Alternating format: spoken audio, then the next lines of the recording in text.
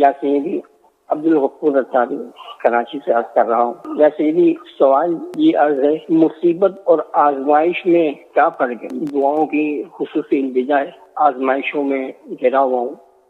اللہ پاک آپ کو اس سے نکالے آزمائشوں سے اور عافیت نصیب کرے۔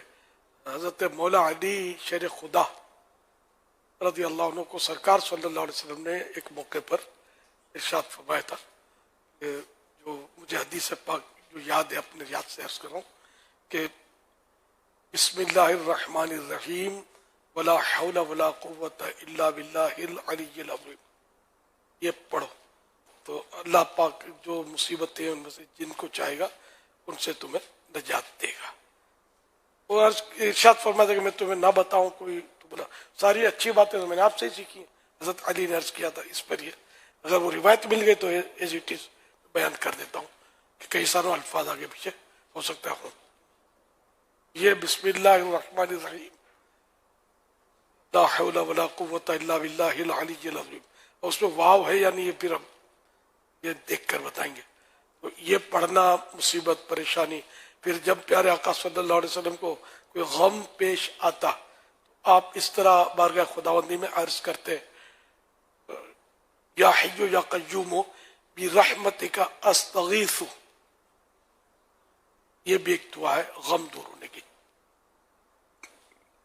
اور نماز سے بھی غم دور ہوتے ہیں، مصیبتیں دور ہوتی ہیں۔ قرآن کریم میں بھی ہے وہ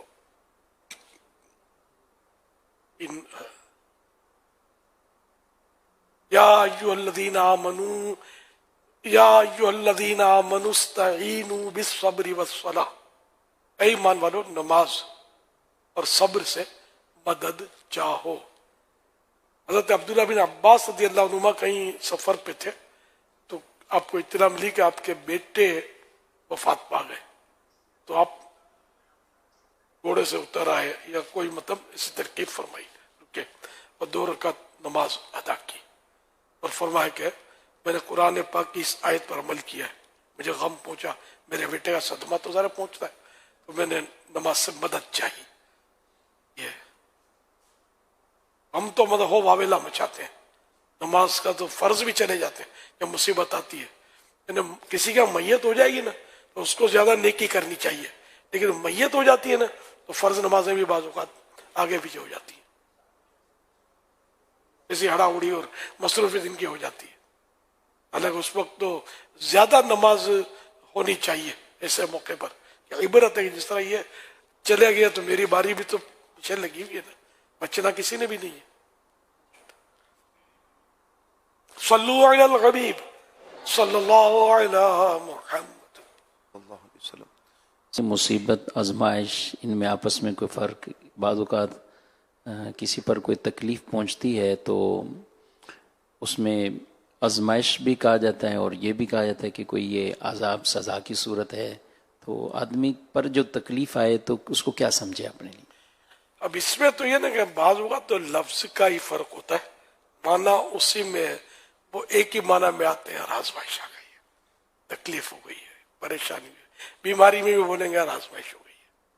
تو اب وہ جیسا موقع ویسے ایک لفظ کے یوں بھی کئی معنی تو ہوتے ہی ہیں، اس کو استعمال کیا جائے گا۔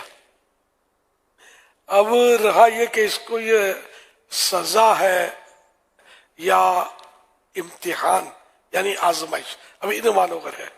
اب یہ فائنل کرنا تو ظاہر ہے کہ 100% تو فائنل کرنا مشکل ہوتا ہے، لیکن یہ ہوتا ہے کہ بعض اوقات بندہ وہ ہے، اس کا بیچ میں کچھ بیان تو ہوا تھا،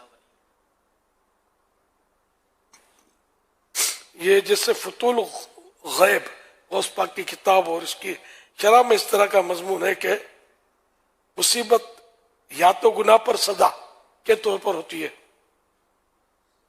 یا گناہ کو مٹانے اور اس کے کفارے کے طور پر وہ آتی ہے، اور یا درجات کی بلندی کے لیے۔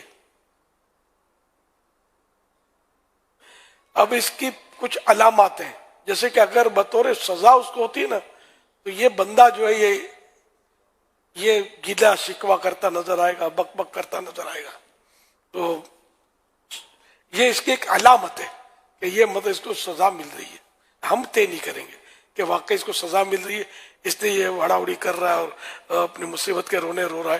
یہ خود بندے کو غور کرنا ہے کہ یہ میں کیوں کر رہا ہوں یار، مجھے صبر کرنا چاہیے.